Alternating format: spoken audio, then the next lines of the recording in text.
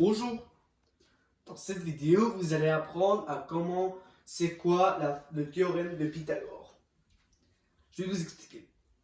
Le théorème de Pythagore en secondaire, c'est une formule vraiment aussi reconnue comme la formule pi. Mais dans cette série, nous allons apprendre les fameux calculs de chaque personne. On va commencer par Pythagore. Le théorème de Pythagore, c'est une formule vraiment reconnue dans le monde. Et c'est vraiment fameux pour son fameux triangle et pour sa fameuse formule. On va vous expliquer cela tout de suite. Alors, le théorème de Pythagore est aussi fameux pour son triangle et pour une formule vraiment reconnue à travers du monde.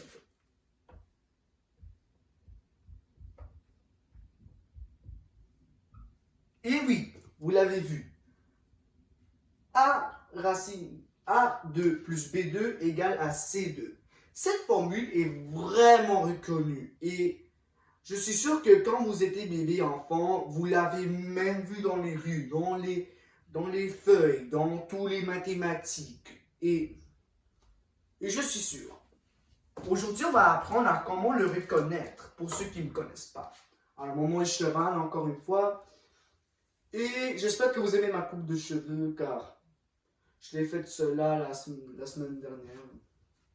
Cette semaine. Bon, le théorème de Pythagore est vraiment reconnu pour un triangle.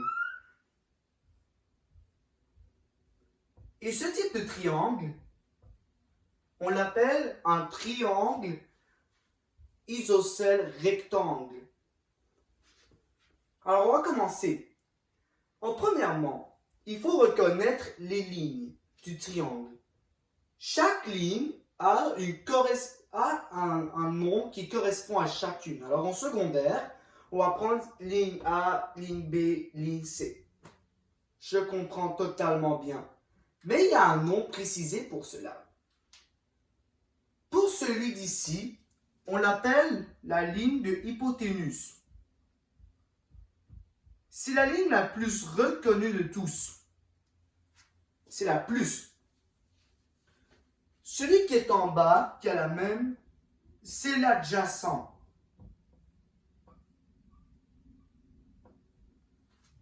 Et ensuite ici, celui-ci, cette ligne, on l'appelle l'opposé.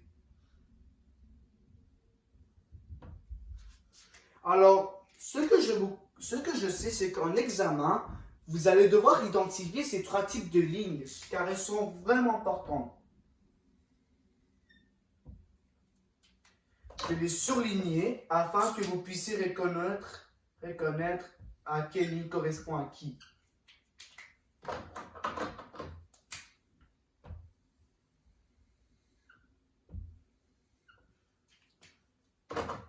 Bon, après les reconnus, il faut que maintenant je corresponde chaque lettre.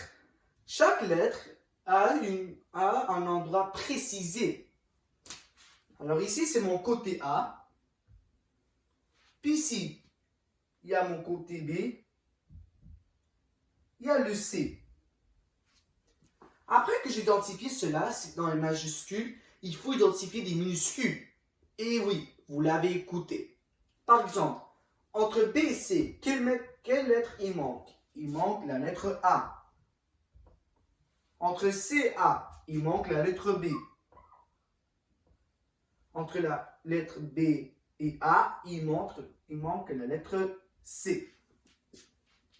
Après que j'ai reconnu ces lettres minuscules en parenthèse, il faut toujours savoir qu'un triangle rectangle isocèle a toujours dans la vie un angle. Ce type d'angle, c'est un des reconnus. C'est l'angle droit. Alors on se rappelle, un angle droit est de 90 degrés. Mais, ma vraie question est-il, quels sont ces deux angles?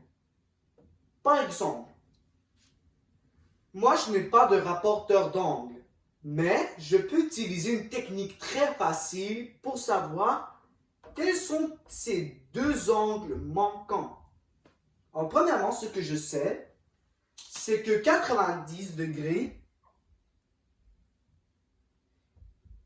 est la moitié de 190 degrés. Alors, 90 degrés est la moitié de 190. Ça, c'est qu'on sait. Parce que dans un triangle, il y a trois côtés. Il y a déjà le 90. Et comment je peux les reconnaître, les deux autres? Parce qu'il y en a trois. Il faut savoir cela. Après que j'ai fait cette formule, là, il faut reconnaître ces deux-là. Comment? C'est simple. Puisque 90 est mon autre angle,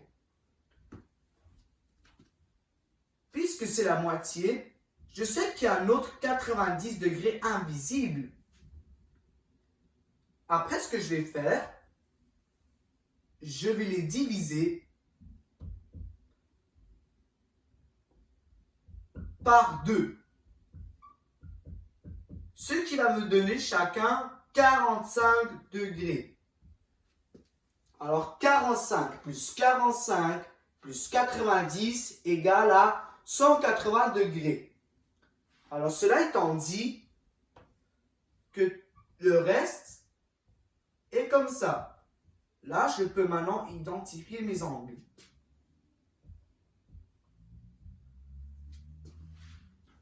Bon,